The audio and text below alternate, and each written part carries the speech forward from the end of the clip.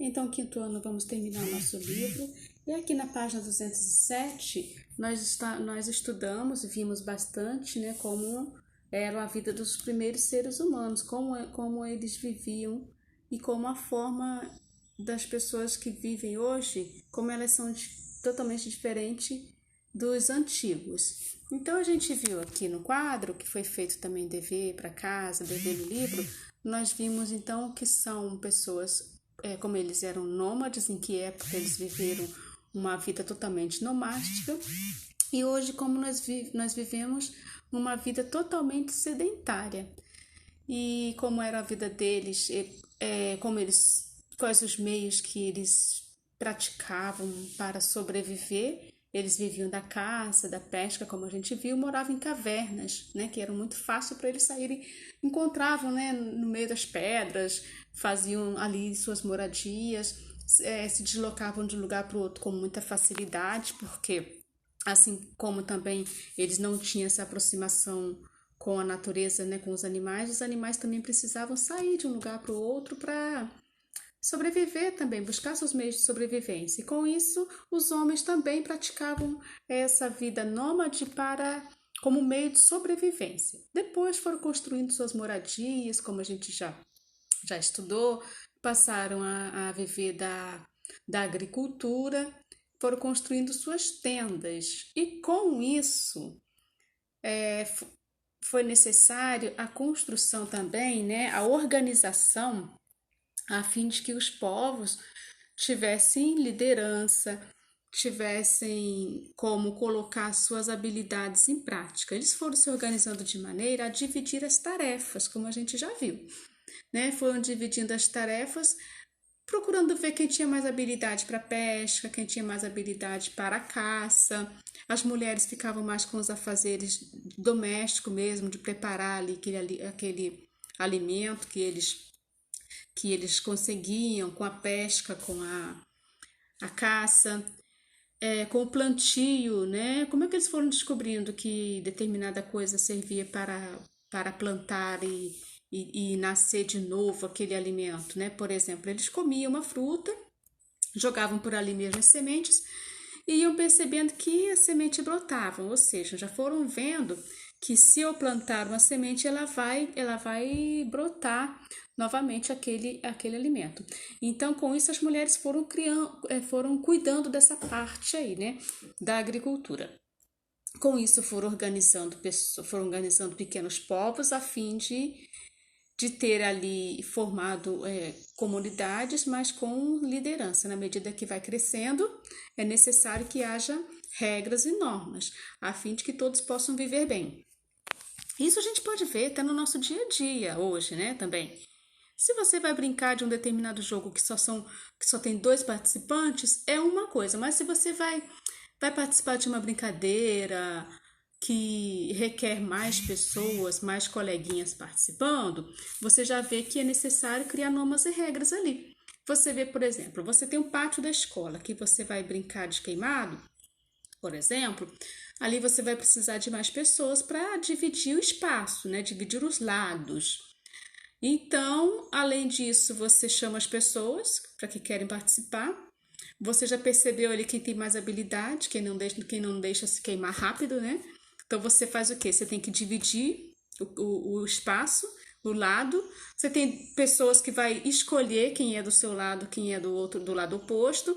E assim você vai organizar. Dentro dali também vai ter normas e regras para que você vê qual o lado que vai ganhar, qual o lado que vai perder.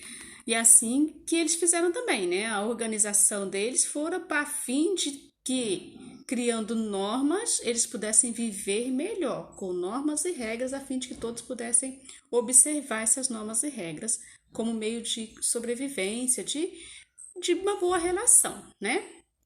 E com isso, o que acontece? Foi chegando até a gente, né, Quintona? Isso vai chegando até nós a forma de organização social. Então, a gente está vendo agora no Quintona essa transição, né, de forma governamental. A gente viu lá no começo que o Brasil foi, por muito tempo, colônia. Por muito tempo nós vivemos uma monarquia que nós já vimos também a transição desse governo de monarquia. A monarquia, passamos depois da monarquia para a democracia, aonde a gente vai ver que existe a participação. Nós falamos aqui também, né? Existe a democracia direta e a democracia indireta. Depois nós tivemos também a ditadura e a república. Essas formas de governo aqui, nós estamos vendo o seu início, como os povos foram se organizando, a fim de que as comunidades, a sociedade hoje, possa ter um governo com normas e regras, a fim de que a gente possa viver bem e melhor, né? Com normas e regras a se cumprir. Essa página aqui é a 233. Nós já fizemos esse dever com correção também. Mas, de qualquer forma, nós estamos apenas revendo a matéria. Aí a gente vai ver que lá no governo, a democracia, a gente vai ver aqui que nós tivemos o tempo da ditadura, né? O que foi a ditadura? A ditadura é o governo de uma pessoa ou um grupo de pessoas que governam de maneira autoritária, sem que o povo participe das decisões políticas ou tenha liberdade de questionar as ações do governo. Então a gente vê muito isso, né? Que houve uma época em que o sistema era ditador e as pessoas não tinham participação direta, né, na política. Depois a gente passa para a democracia, que é uma forma de governo na qual os governantes são escolhidos pelo povo por meio de votos, que é o que a gente vê hoje. E como que surgiu esse processo? A democracia, ela teve sua origem na Grécia, por volta do século V a.C. Lá, os cidadãos atenienses, né, de Atena, eles se reuniam em praças públicas para tomar decisões, para discutir os assuntos ligados ao governo, e eles podiam ter essa participação direta nas tomadas de decisões, eles tinham a participação direta. E criavam, né, e votavam as leis, eles próprios criavam suas leis e votavam se valiam, se ganhasse aquela lei, né, todos teriam como normas para cumprir aquela lei, porque ganhou, todos têm que cumprir, né? Então era assim uma forma de democracia direta. Nós falamos na sala de aula também que nós participamos de uma democracia, mas essa democracia, ela não é direta, ela é uma democracia indireta ou representativa. Por quê? Nós escolhemos os nossos governantes, mas nós não participamos diretamente das tomadas de decisões deles. Eles criam normas e leis.